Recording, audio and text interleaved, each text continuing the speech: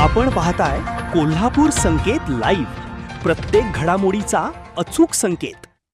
रंकाळा परिसरात पर्यटकांसाठी नवीन पार्किंग सुविधा सुरू। वाहतूक कोंडी टाळण्यासाठी शहर वाहतूक शाखेचे नियोजन। नो पार्किंग झोन मध्ये वाहन उभे केल्यास कारवाई।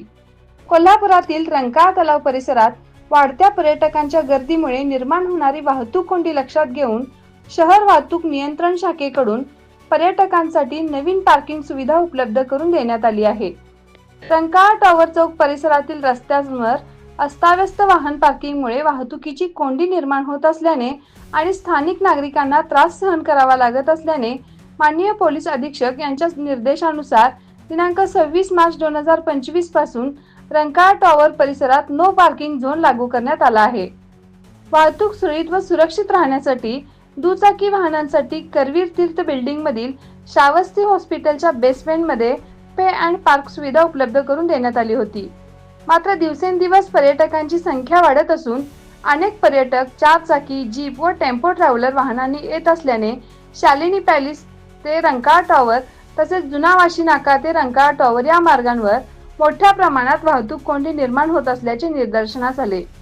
या पार्श्वभूमीवर शहर वाहतूक शाखेकडून शालिनी पॅलेस समोरील खाजगी जागेचे सपाटीकरण करून त्या ठिकाणी दिनांक 16 मे 2026 पासून पर्यटकांच्या वाहनांसाठी पार्किंग सुविधा सुरू करण्यात आली आहे। पर्यटकांना पार्किंग ठिकाण सहज समजावे यासाठी रंकाळा परिसरात विविध ठिकाणी मार्गदर्शक फलक लावण्यात आले असून त्यावर QR कोडची सुविधाही देण्यात आली आहे। शहर वाहतूक शाखेचे पोलीस निरीक्षक नंदकुमार मोरे यांनी सर्व वाहनधारक, पर्यटक व नागरिकांना आवाहन केले आहे की रंकाळा टॉवर परिसर हा नो पार्किंग झोन असून शालिनी पॅलेस ते रंकाळा टॉवर आणि जुना वाशी नाका ते रंकाळा टॉवर या मार्गांवर रस्त्याच्या कडेला कोणतेही वाहन पार्क करू नये। नियमांचे उल्लंघन केल्यास दंडात्मक कारवाई करण्यात येणार असल्याचा इशाराही त्यांनी दिला आहे। संपूर्ण महाराष्ट्रातील वेगवान घडामोडी व बातम्यांसाठी कोल्हापूर संकेत लाईव्ह न्यूजला सबस्क्राईब करा आणि बेल आयकॉन प्रेस करा।